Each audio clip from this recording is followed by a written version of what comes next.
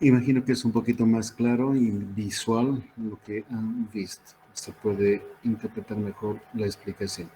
Lo que les mostraba el video era un sifón invertido, se llama, cuando se comunican desde la parte superior. Los sifones habitualmente se comunican desde la parte inferior.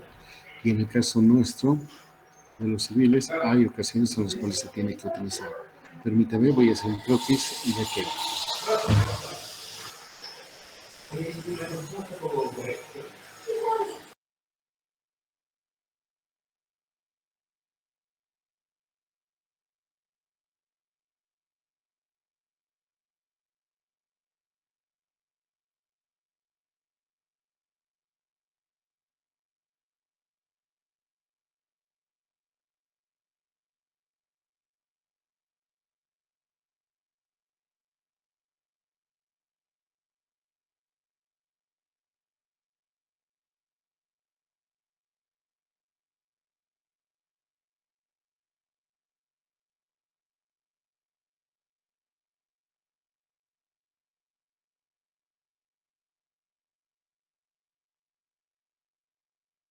Veamos, jóvenes, se trata de, por ejemplo,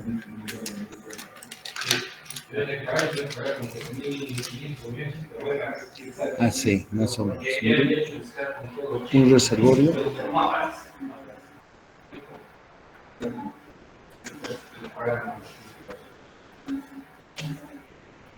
Un reservorio y en él se ha construido una represa. En ánimo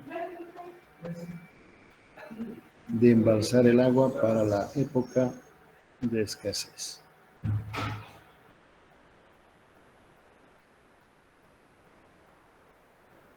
Ahí está el agua. Y solemos disponer en la parte inferior un espacio para que una tubería lleve el agua.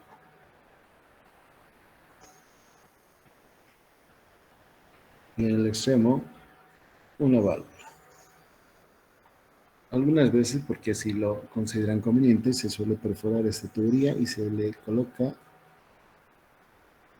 una tubería mucho más delgada, pero tiene la posición vertical y abierta a la atmósfera. Ahí. Si acaso la válvula está cerrada,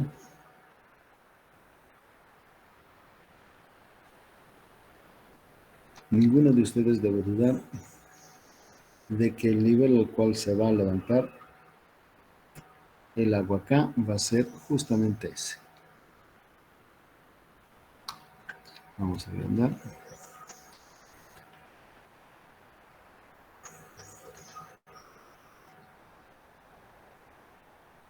Hasta acá. Hasta ahí se va a llenar de agua.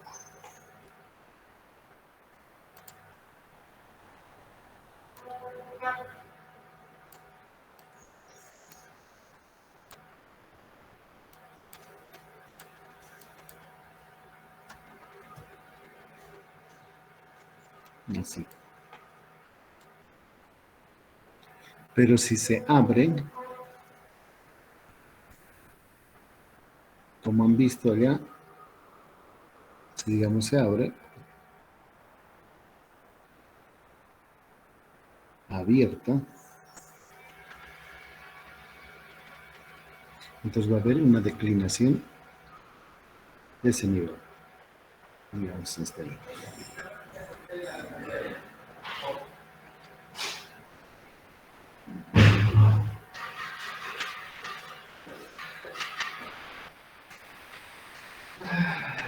Y esta vez el agua, en este piezómetro, así se le llama, habrá declinado.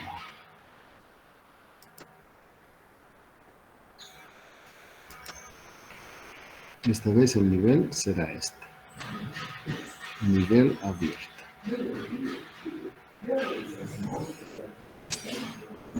Cuando la válvula está abierta y este cuando está cerrado.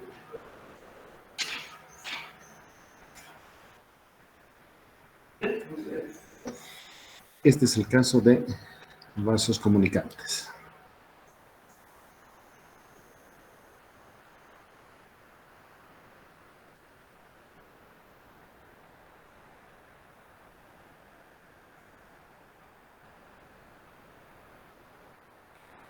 pero por la parte inferior.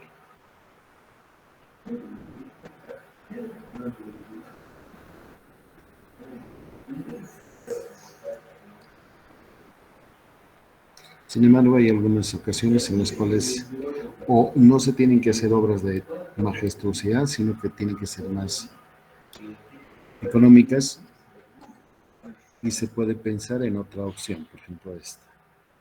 Miren la misma configuración, el terreno. Bueno, y supongamos que esto es roca. Entonces una perforación con una tubería, por ejemplo esta, no fuere tan favorable que digamos vayamos con la tubería ahí. Quizás no fuere la mejor opción por economía. Pero sí todavía subsiste la necesidad de llevar agua. Entonces, como han visto en el video, podemos optar por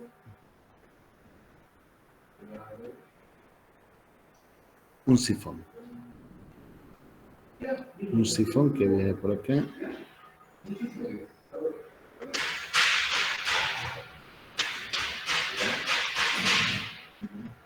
Así. Y bueno, la tubería se va.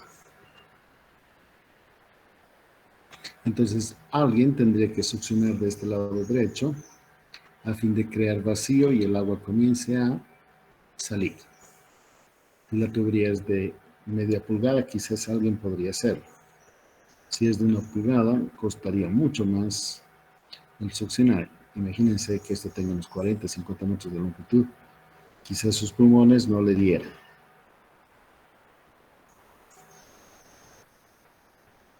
Entonces no se crearía el vacío de manera que el agua comience a instalarse y fluya por aquí.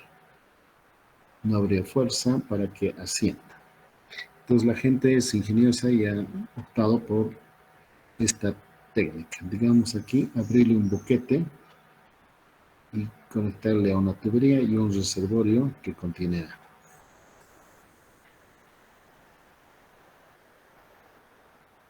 Hay una valvulita que aquí opere. Por ejemplo, hay una válvula, se abre la válvula, entonces comienza a fluir el agua y va a dirigirse de aquí hacia allí. Entonces el agua al comenzar a fluir va a arrastrar, va a crear un vacío y va a comenzar a fluir así.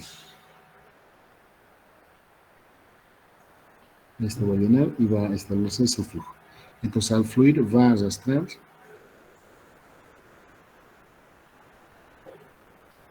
aquí al aire que existe acá. Y va a crear una succión de manera que va a comenzar a salir por ahí. Y una vez que se establezca el flujo, ya ok, queda cebada la tubería. Inclusive aquí podríamos tener una válvula para controlar. Una vez que el flujo se ha establecido en el sistema, esto se cierra y esta válvula opera a voluntad. La siguiente vez que se quiera operar el sistema, nada más se abre esta tubería y pues fluye. Entonces este reservorio adicional nos sirve para reservorio adicional para el autocebado, le llaman. Entonces, gracias a ese arrastre que la corriente de agua ejerce, se logra remontar este obstáculo. Este es el caso de un sifón invertido.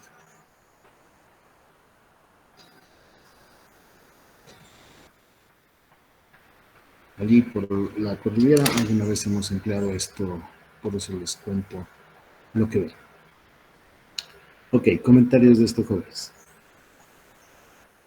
Disculpe, ingeniero, ¿puede Sí, volver a explicar la función de esa válvula de reservorio, por favor?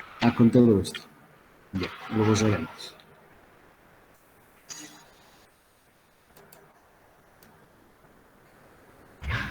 Luego veremos esto.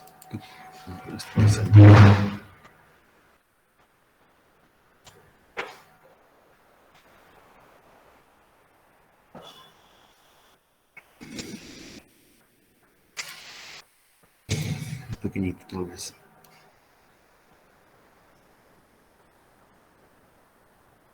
Entonces existe este problema. Tenemos que vencer, trasladando el agua, tenemos que vencer esta altura. Miren, desde acá, desde este nivel de agua, tenemos que vencer esta altura. Por supuesto que no es a 500 ni 300 metros, sino una diferencia razonable. Esta altura tenemos que vencer. Y no queremos usar Disculpe, bomba. ingeniero. Ya, perdón, sí. He dejado de compartir, ¿no? Un minutito. Un ratico, permítanme.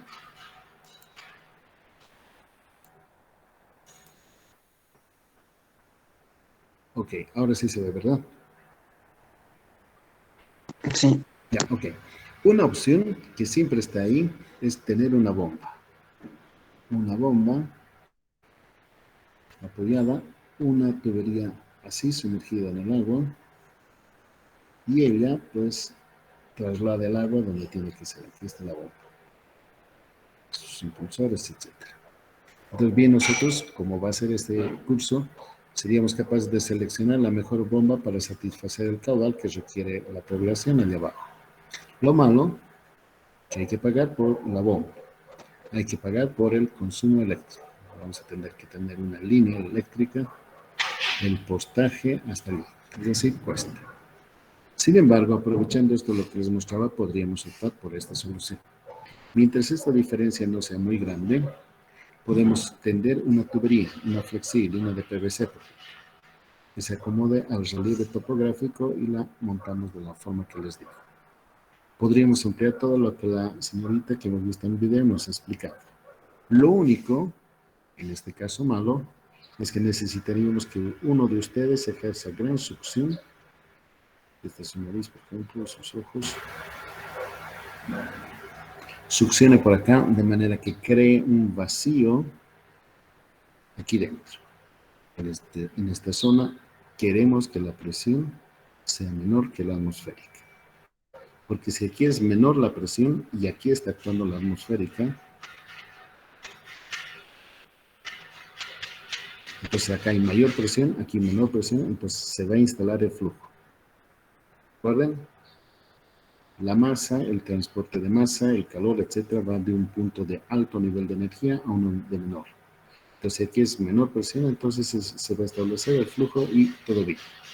El problema es que no vamos a poder hacer este vaciado, crear este vacío en forma efectiva. No va a ser posible que nosotros hagamos eso.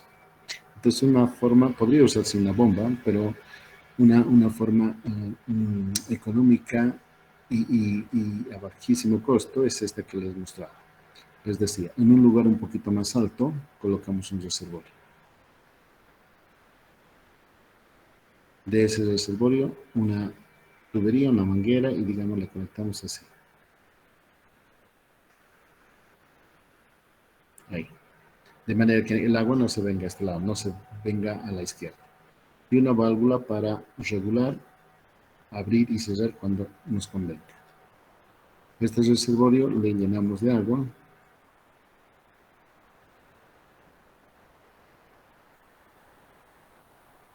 Está lleno de agua y listo. Y abrimos esta válvula de aquí. Esta válvula la abrimos y va a estar con aire toda la tubería. Entonces, en el momento que nosotros cerramos, abrimos esta válvula. Abrimos la válvula y comienza el líquido a fluir. Comienza a bajar de acá, atraviesa la válvula, viene aquí y acá comienza a fluir.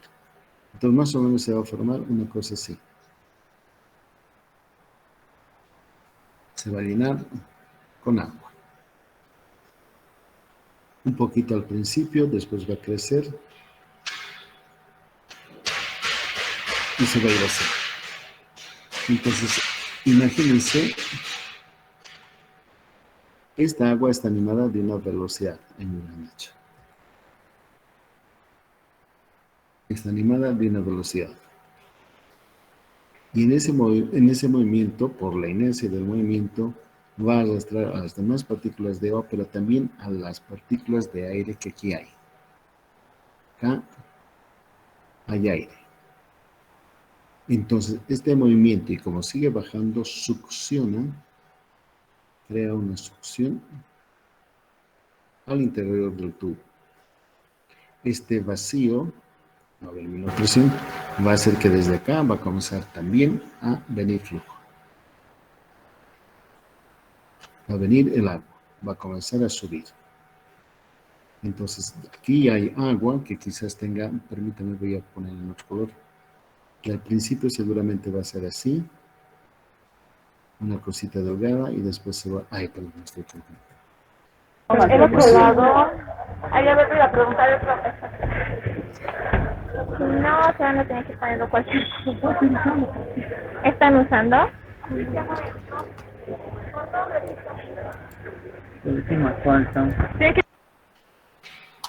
Perdón, he silenciado a su compañera. Entonces, desde acá arriba va a comenzar a fluir el agua. Primero así, va a transmontar y va a unirse a este otro de agua. Y conforme va eliminándose el aire, va a ir subiendo. Tal vez este quizá. Después ya va a estar aquí. Y quizá, dependiendo de los casos, acá en la cúspide, en la cumbre, se forme un bolsón de aire. Que va a perjudicar. Aquí va a quedar un bolsón de aire que va a estrechar el flujo y va a perturbar. En algunos casos ese bolsón de aire es arrastrado, esas burbujas son arrastradas por el flujo y todito luego es agua. Otras veces por la configuración topográfica se queda ahí y ya no sale. Entonces los técnicos saben que aquí tienen que colocar una purga, se dice, una válvula. Es un huequito que se hace la tubería y se le pone un tapón. Entonces una vez que ya notan que se ha establecido el flujo y está funcionando bien, le destapan y de aquí va a escapar el aire y va a comenzar a salir agua. En ese momento lo cierran, lo tapan bien y ahora van a tener certeza de que todo el sistema está funcionando muy bien. ¿Qué se ha gastado? Tal vez en la compra de este reservorio. Puede ser un tanque de 200 litros, quizás un barril, algo más, dependiendo del diámetro, por supuesto, de la tubería. Se habrá gastado en la compra de la tubería, su válvula y pues nada más. Entonces, una vez que está lleno y digamos necesitan parar el flujo, cierran la válvula y toda la columna de agua va a estar, perdón, toda la tubería va a estar ocupada por la columna de agua. En el momento que quieran abrir, el flujo va a comenzar a correr nomás. No van a necesitar bomba, nada. Si alguna vez fallutease, por cualquier razón, otra vez llenan este reservorio, hacen la operación que les he descrito y van a tener el sistema funcionando. ¿Está mejor explicado, jóvenes? Debe haber un video. Espérense. Si tienen curiosidad, entren a internet y échenle una mirada. Debe haber un video. A ver, vamos a ver. Sifón invertido autocedante.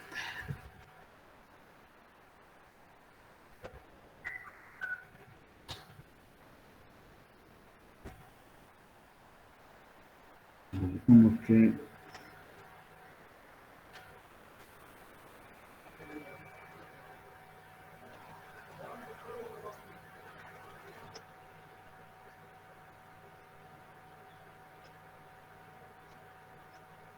a ver, este tal vez. Un ratito. Un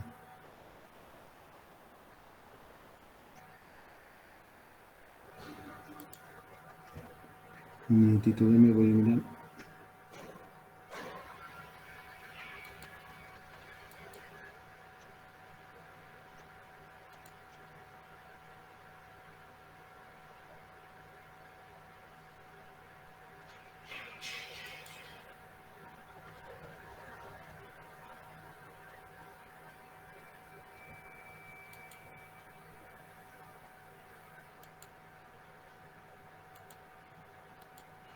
No, son... Ustedes van a mirar en internet, jóvenes. Ya, van a un momento que tengan libre, van a mirar. Pónganle eso autoobservante y van a ver aquello. Y es de utilidad porque nos evita, como les señalaba, nos permite ahorrar dinero en la adquisición de una bomba que eventualmente podría ser grande y también en el cableado hasta sitios inaccesibles ir con energía eléctrica, se torna caro. Esta opción es interesante. Ya, ¿algo más que quisieran comentar, jóvenes?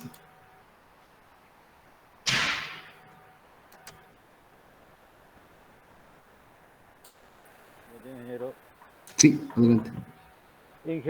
Tengo una duda. Estas bolsas de aire que usted indicaba hacen variar lo que es la diferencia en las presiones, ingeniero. Ese es un tema súper delicado. A ver, permítame. Lo que yo les voy a decir no lo van a tomar a pie juntillas, ni lo van a decir que es lo definitivo. Pero es un problema serio. A ver, permítame. Ya no sé dónde estoy. Voy a compartir esta pantalla. Ok, ¿se ve la pantalla de OneNote, jóvenes? Sí, sí, ingeniero, se Ya, observa. ok, ya. En muchos proyectos, a veces se diseña justamente lo que les estaba comentando. Imagínense, hay un reservorio, un tanque, lo que ustedes gusten, como este. Ahí, digamos, es el muro y el agua que está acumulada. Y acá abajo vamos a colocar, está expectante la población. Acá una población en el ánimo de aprovechar el agua para consumo humano, pero también para regar sus campos de cultivo.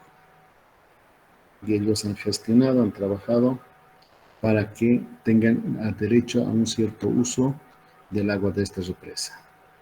Encargan a un ingeniero para que haga el diseño del trazo y la construcción. Más quizá la topografía en algunos lugares no es favorable. Imagínense, tiene que pasar pasos, quebradas, así digamos. Esa es la configuración del terreno. Va a haber momentos con la tubería que la voy a dibujar en color plomo, digamos este plomo, que tiene que acompañar, porque así es, tiene que descender y subir y bajar. Eso no es posible en canales de riego. En canales de riego siempre y siempre tiene que ir bajando, bajando, bajando. Hacemos estas subidas y bajadas a fin de evitar longitudes excesivas. Entonces vamos por trazos más o menos rectilíneos y tenemos que pagar ese tributo. Menor costo en el tendido de la tubería a fin de no tener que dar curvas, pero en algunos casos enfrentamos ese problema.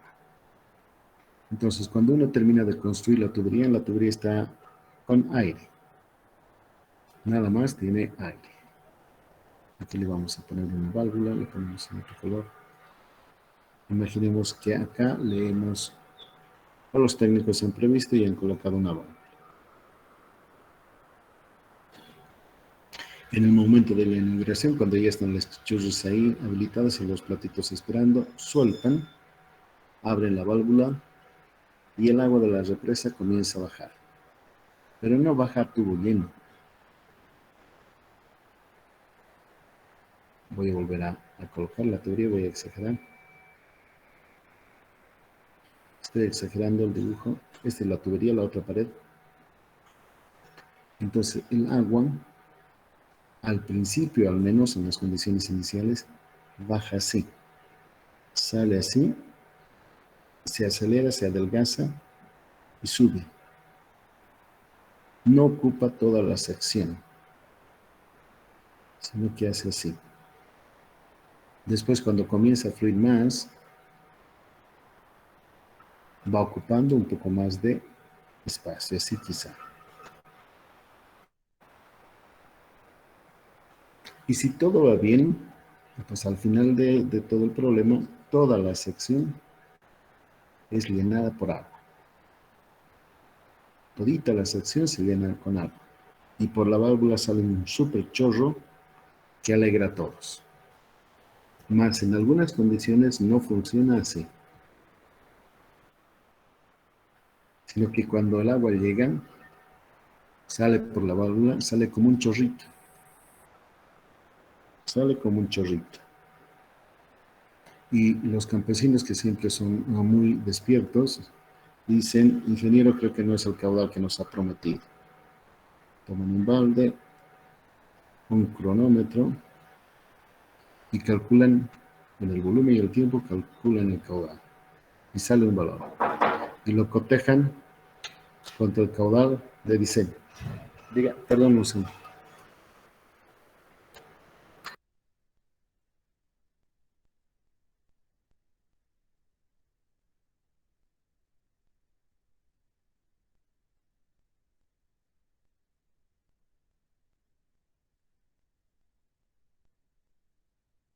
Un minutito estaba. Y les decía,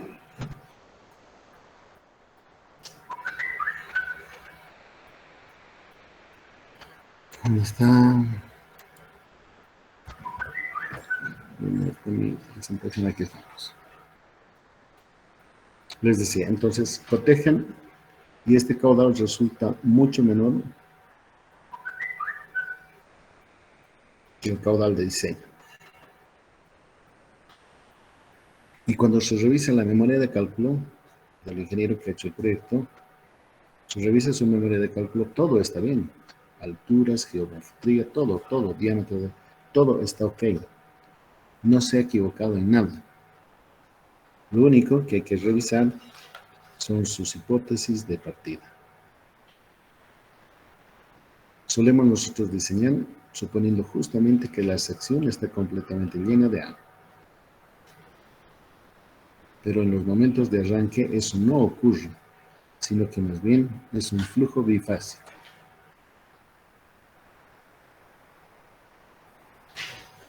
Esto es agua y aire. Y la teoría de cómo se mueve aquello es bastante complicada. De hecho, no la vemos en la carrera. Los químicos son los que exploran. Y algunos civiles inquietos son los que exploran esta situación. Ocurre que en algunos lugares, como en este, voy a borrar lo que había.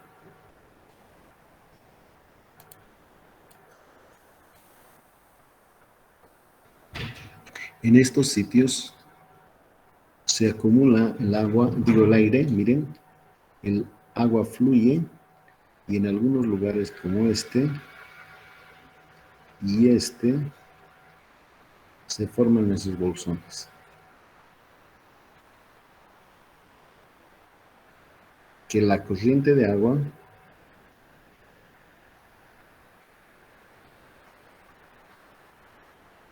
no puede arrastrar.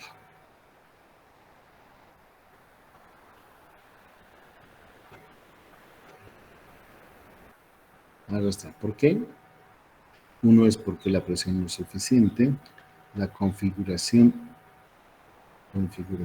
geométrica, topográfica, el diámetro de la tubería, el caudal y probablemente la velocidad no son suficientes para llevarse el aire. Y eso queda atrapado por siempre. Queda atrapado. Poco a poco esas burbujas de aire eventualmente podrán ser incorporadas con pequeñas partículas en el agua y quizás en 2, 3 días, 4 días funcione. Entonces les decía, hay momentos en que es necesario drenar. Para eso hay que pinchar la tubería. En las partes altas, por ejemplo, estos lugares, se pincha la tubería, es decir, se le hace un orificio, se le pone, se destapa y va a escapar el aire, si acaso hay. En el momento que comience a salir agua, se la tapa, se la sella o lo que ustedes quieran. Lo mismo aquí. Y en estas otras partes también se pone una válvula para drenar. Si es que hay basura, sedimento, lo que sea, se abre esta válvula y escapa todo aquello. Entonces, esas son maneras para controlar y mejorar esta situación tan desfavorable. Como les digo, no jugar con la expectativa de los señores. No era que era un mal diseño, sino que es algo inherente a este flujo, un flujo bifásico que siempre existe. Esos jóvenes.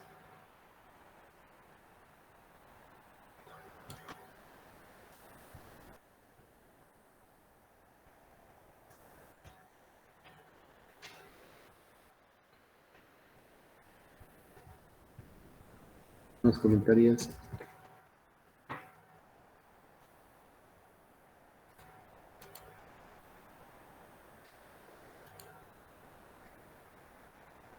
Ok, seguiremos entonces.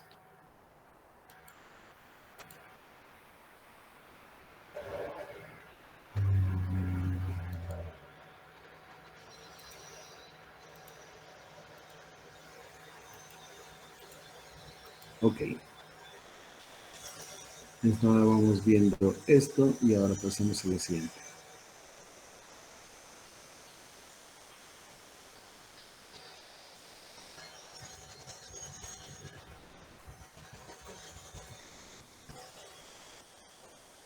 Y se ve, si se ve, los piezómetros.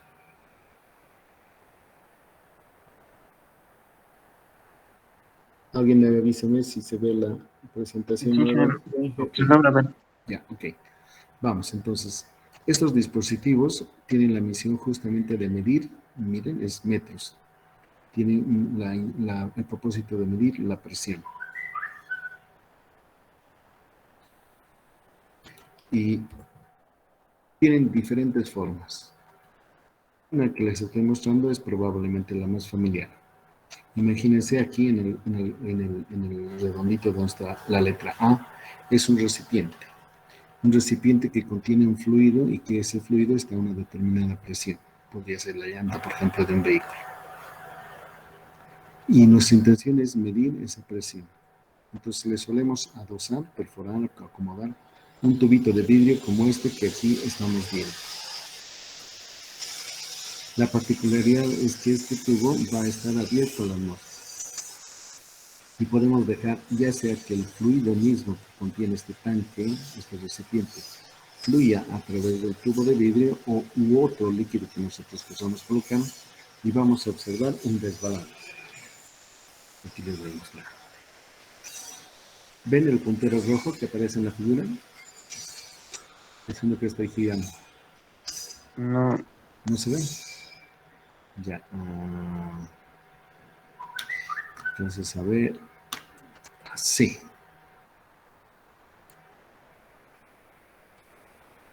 Déjenme, las plumitas están aquí. Se ve, ¿verdad, jóvenes? Ahora. Si este nivel, miren, esta cantidad de líquido que aquí estoy colocando, quedase enlazada con este, miren, este es el piezómetro.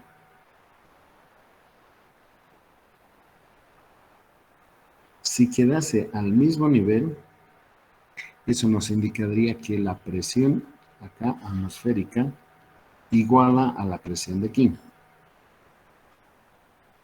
Lo contrario, lo opuesto.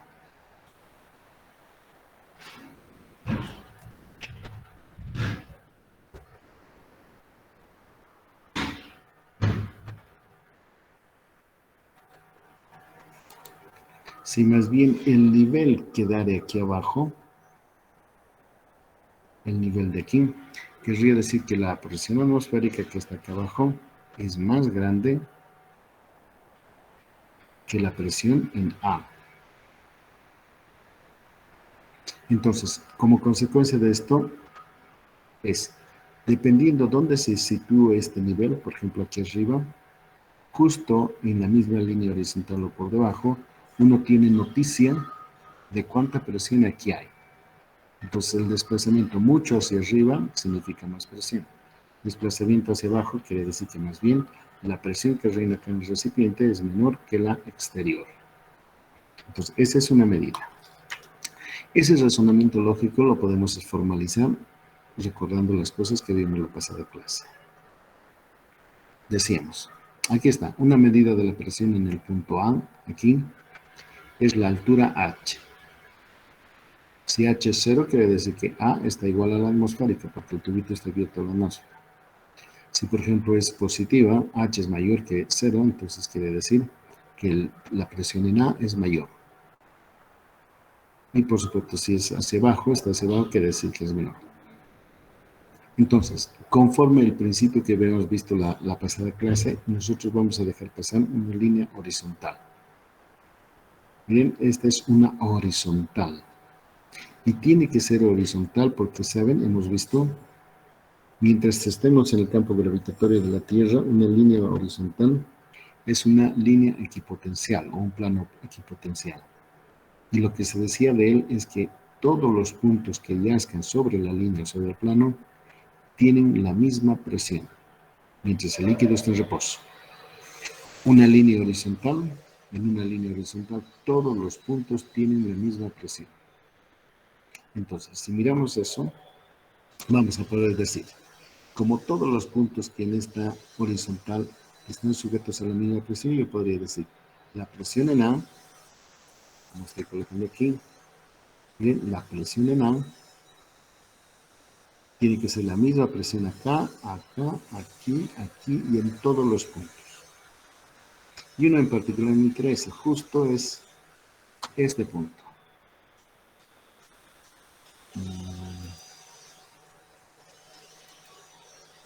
Este punto es rojo, le pondré rojo ya usado, no sé, este es un. Me interesa este punto que está en la horizontal. Ese punto, conforme a la ley de la hidrostática, recuerden, la presión era rho GZ, ahora estoy tomando el peso unitario, y esta altura, H, medidas desde el horizontal. Entonces, esta es una igualdad que me permite decir, calcular la presión en A como cuánto se ha desplazado en vertical la columna de agua o de cualquier líquido que aquí hay. Entonces, de esa manera nosotros podemos calcular la presión al interior de cualquier objeto, nada más adosándole un tubo como este, dejándolo abierto a la atmósfera y viendo su desplazamiento. Pero evidentemente ese no es el único recurso, también hay manómetros, que creo que vamos a ver después, no estoy seguro, que son como relojitos, que se conecta a una tubería y aquí en una escala graduada, conforme se muevan las agujas del manómetro en una escala, el tiro nos da el valor de la presión. Inclusive quienes hayan ustedes mirado, cuando se infla una llanta de un vehículo hay unos dos tubitos concéntricos que se desplazan verticalmente y nos marca la presión a la cual el neumático está. Según ello, los entendidos le dan mayor o menor presión.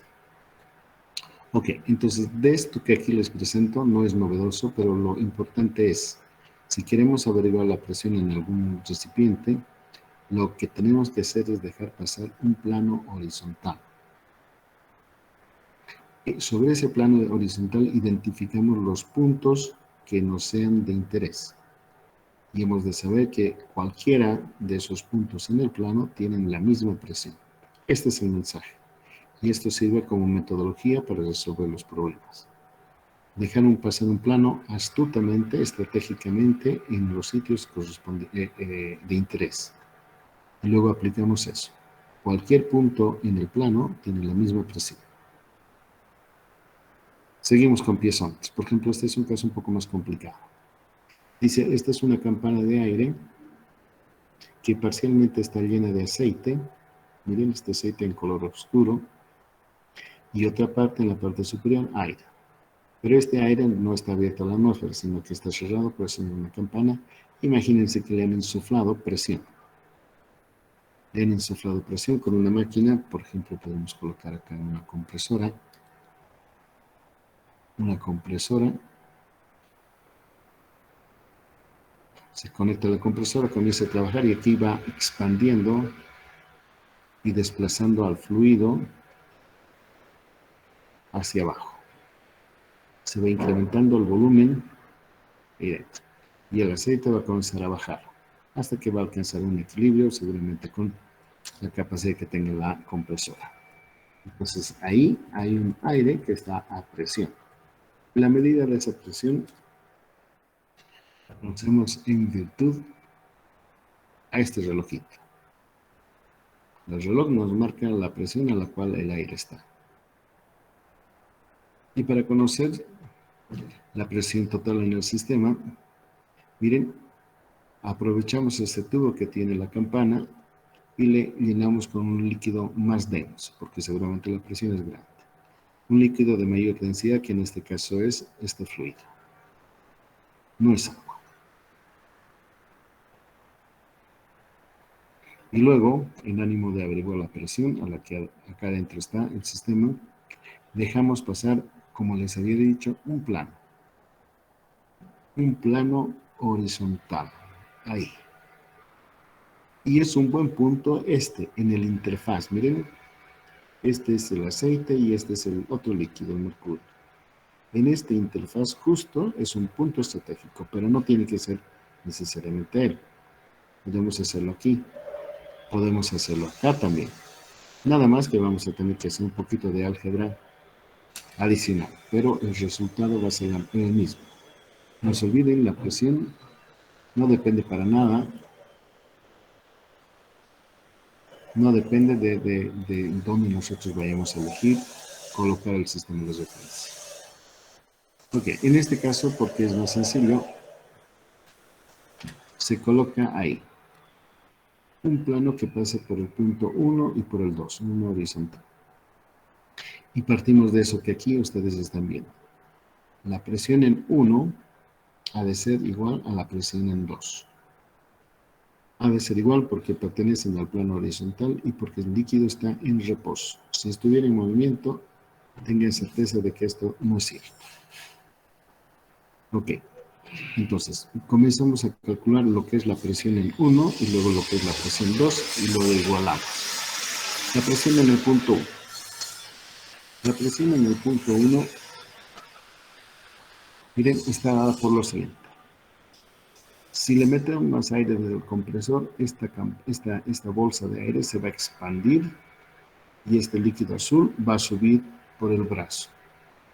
Si más bien expulsamos el aire, el aceite se va a expandir un poquito y este líquido azul a la derecha va a bajar.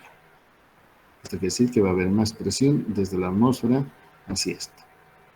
Entonces nos marca cuánto se desplaza el azulito, nos marca la presión. Entonces vamos por eso. Primero, sobre el punto 1 está actuando este peso.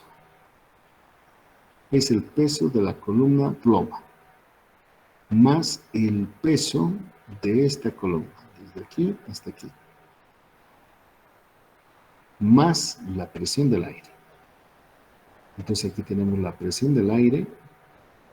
Esta es este peso de la columna de aceite hasta aquí, más desde aquí, desde esta segunda columna. Y aquí lo ponemos. Miren la presión que nos registra el manómetro, que es la presión del aire, más el peso de la columna de aceite, que es H1,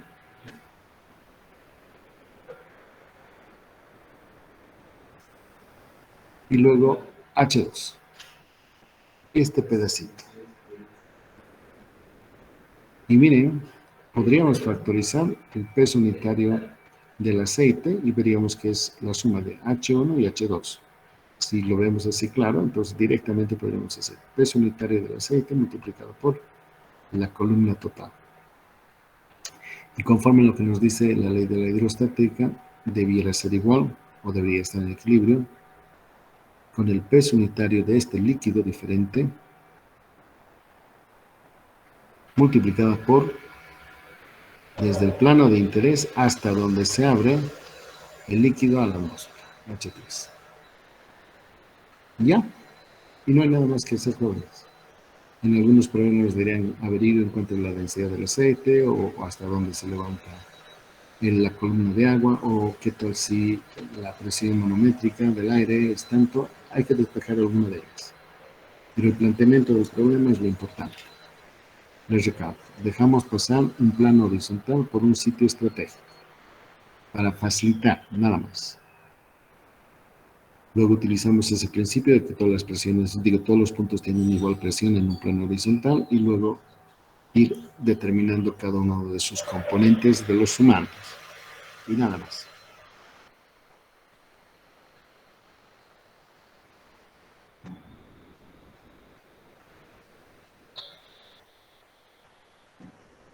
Veremos este otro. La prensa hidráulica. En este caso, la prensa hidráulica es la conexión de los tubos, de los vasos comunicantes, pero con la diferencia de que uno de los ramales tiene mayor diámetro que el otro. Miren, Es un taller mecánico donde un auto está descansando en una plataforma conectado a un pistón que, a diferencia del de la izquierda, tiene mayor diámetro, por lo tanto tiene mayor área. El de la izquierda es un pistón también, pero de menor superficie. Y para equilibrar el gran peso del auto, se ejerce una fuerza F1. F1 intenta equilibrar, compensar el peso del vehículo. Y lo que se hace es como esta. Se deja pasar un plano, como este que está aquí en rosado, horizontal justo en la tubería de comunicación entre ambos reservorios. Y debajo de cada uno de ellos se identifican dos puntos de interés. El punto 1 debajo justo de la fuerza 1 y el punto 2 debajo de F2. Es evidente que todos los puntos sobre esta línea segmentada rosada tienen la misma presión. Y por ello podemos decir la presión en 1 es igual a la presión 2. Y luego hacemos distinciones. Por ejemplo, la presión 1 está conformada evidentemente por el peso, por la fuerza F1 que está actuando, dividir el área sub 1 del pistón de la izquierda, más el peso de la columna del fluido, este azul que está acá, es el fluido azul, este gamma, multiplicado por H sub 1, imaginando que está a una altura diferente. Y que tiene que estar en equilibrio, les decía, con la columna de agua a la derecha. Esto es gamma de este líquido multiplicado por H2. Aquí he puesto H, debía haberle puesto sub 1 y sub 2. Más el peso del vehículo dividido el área del pistón grande. Ese es el área 2. Entonces, en este caso nos interesa despejar cuánta fuerza F sub 1 debiera ejercer a fin de equilibrar el peso del vehículo. Y nada más se resta. Miren, de aquí se despeja la fuerza F1 y tenemos este sistema. En la mayoría de los casos, H2 menos H1 es pequeño. Miren la altura de la derecha y la altura de la izquierda. Esa diferencia es pequeña. De hecho, podríamos descartarla. Y nada más nos quedaríamos con F1 como la proporción entre el área pequeña y el área grande por la fuerza o el peso del vehículo. A sub 1 es en principio más chiquito que área 2. Entonces, cuando hagamos esta proporción, A sub 1 entre A sub 2 va a ser menor a la unidad. Esto querría decir que F1 es un valor inferior a F2. Si digamos esta proporción de A sub 1 sobre A sub 2 es una décima, quiere decir que F1 apenas tiene que ser una décima parte de la fuerza que el vehículo ejerce contra el pistón. Aparentemente este es un multiplicador de fuerzas y tiene diversas aplicaciones en la industria y en la mecánica. De hecho, aquí les he puesto un dibujito, miren, un brazo articulado, empleando jeringas para moverle. Pero también las palas mecánicas, los vehículos con los cuales los civiles estamos familiarizados, utilizan este mismo principio. Las cucharas que tienen, por ejemplo, los cargadores, los bulldozers y demás, utilizan este principio. Pueden cargar hasta un cubo de peso, un cubo de material. Entonces son 2 o 3 toneladas que está en el bracito. Y emplean el principio. También para el frenado. Cuando uno está en un vehículo y está conduciendo y frena, apenas ejerce una pequeña fuerza con el pie y logra detener un vehículo que, imagínense, pesa media tonelada o quizás 1 tonelada y tiene una gran inercia. Entonces, los discos de freno tienen que ejercer una fuerza de fricción grande sobre las ruedas a fin de detener al coche.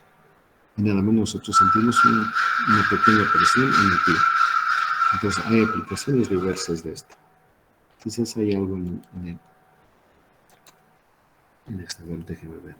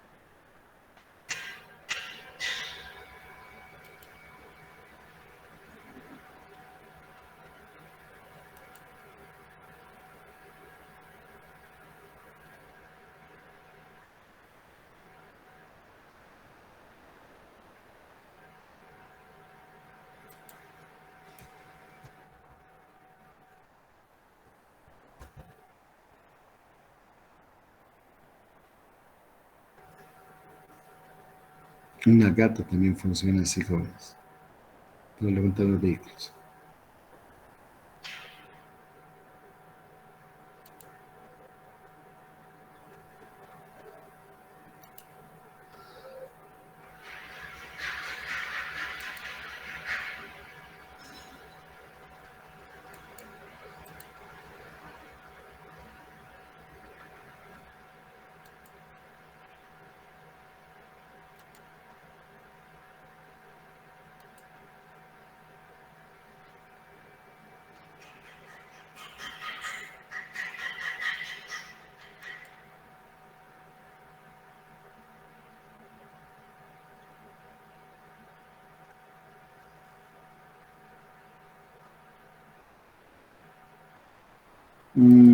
Este parece que está más aburrido que mi clase. Vamos al final. Éntrense a YouTube, busquen prensa hidráulica y van a ver un montón de aplicaciones, inclusive para maquinaria de construcción. En la siguiente clase la vamos a comentar. Listo, jóvenes, preguntas finales.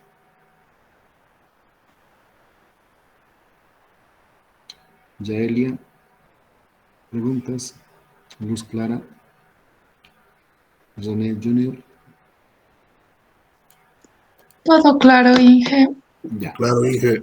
Ya, entonces, jóvenes, se quedan con la tarea de echarle una mirada a internet para encontrar casos ilustrados de la prensa hidráulica. Y si hay preguntas, hay alguna cosa que no estuviese tan entendible, para la siguiente clase me la comentan y yo voy a intentar explicarles. ¿Listo? Que les vaya bien, muchas gracias por atenderme. Hasta luego. Hasta luego, Inge.